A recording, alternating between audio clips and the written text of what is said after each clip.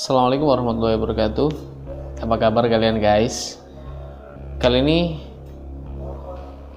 aku akan membahas terkait dengan tips suara dan terkait permasalahan kesehatan suara. Lihat dua benda yang ada di depan ini. Ini mungkin masih banyak sekali ditanyakan, bagaimana pengaruhnya terhadap suara, kesehatan suara, dan kejernihan suara. Oke, kali ini aku akan bahas based on pengalaman pribadiku sendiri dan beberapa pengalaman orang yang aku kenal. Oke, sebelum lanjut jangan lupa klik tombol subscribe-nya ya. Tonton video ini sampai habis supaya kita dapat penjelasan real ya, true story dari pengalaman aku dan beberapa pengalaman temanku terkait dua benda ini dan pengaruhnya terhadap suara. Kalau ada pertanyaan, tulis di kolom komentar. Oke guys, langsung saja. Dua benda di depan kalian ini ya, yang ada di hadapanku ini juga adalah ya, satu adalah vaporizer atau vapor atau vape, yang satunya adalah kalian tahu sendiri, rokok. Ada yang tanya, bagaimana sih kalau kita ini merokok? Atau mungkin alternatif pertanyaan lain, bagaimana sih kalau kita ini menggunakan vapor?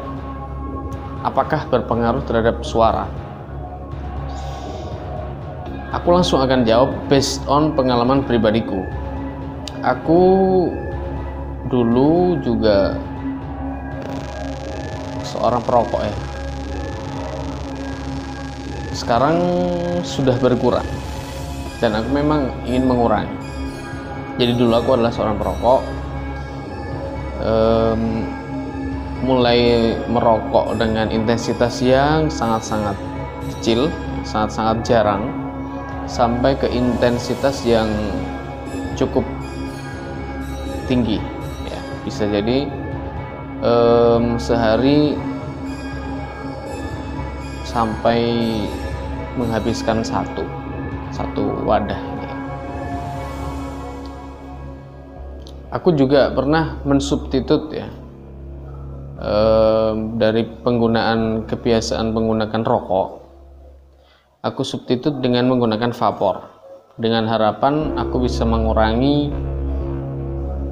dari tingkat penggunaan rokok yang kita tahu sendiri. Bahan-bahan rokok seperti itu, kandungannya, ketika aku menemukan alternatif berupa vapor, sebenarnya ada harapan aku untuk change ya, shift, dan nantinya aku bisa berhenti. Tapi ternyata hal itu juga tidak berjalan sesuai rencana. Ketika aku berganti ke vape ya, ternyata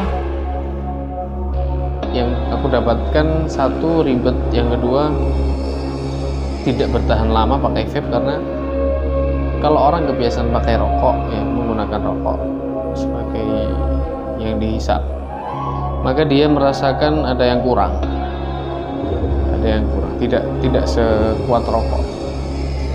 Banyak asapnya tapi rasanya tidak kuat. Oke, kemudian aku kembali lagi merokok, dan ini intensitasnya semakin tinggi, dan aku akhirnya berhenti merokok bertahap, pelan-pelan. Jadi pengalaman aku berhenti merokok itu, pertama aku merasakan sesuatu yang udah nggak ada rasa nikmat ya.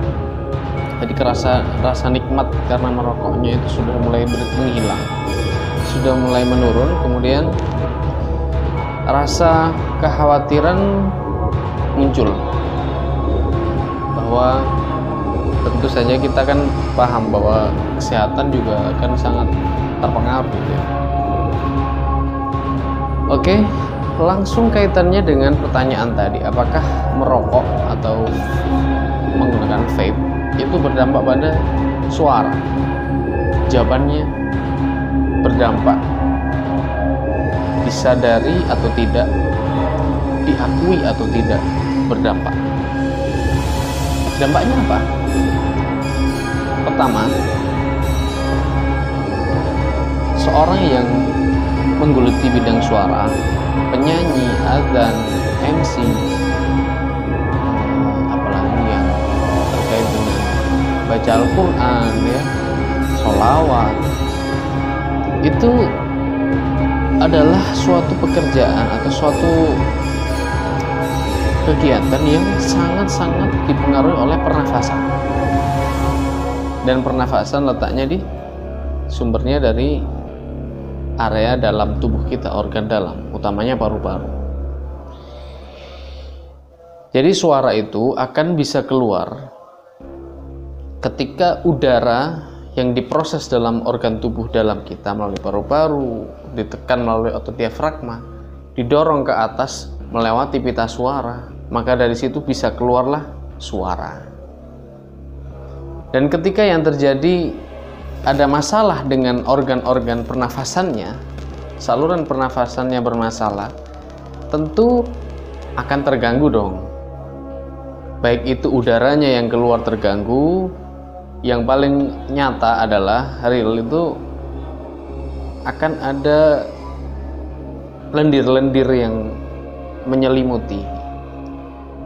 Lendir itu akan bisa dikeluarkan melalui batuk, atau ketika bersuara kita akan mengeluarkan suara yang tidak bersih, yaitu karena dorongan udaranya itu melewati saluran-saluran pernafasan yang berlendir, banyak dahak yang menempel gitu ya, sebagai respon dari benda asing yang masuk, yaitu zat-zat yang kita masukkan melalui rokok ataupun dari vape. Jadi berpengaruh, diakui atau tidak itu berpengaruh. Tapi jangan Anda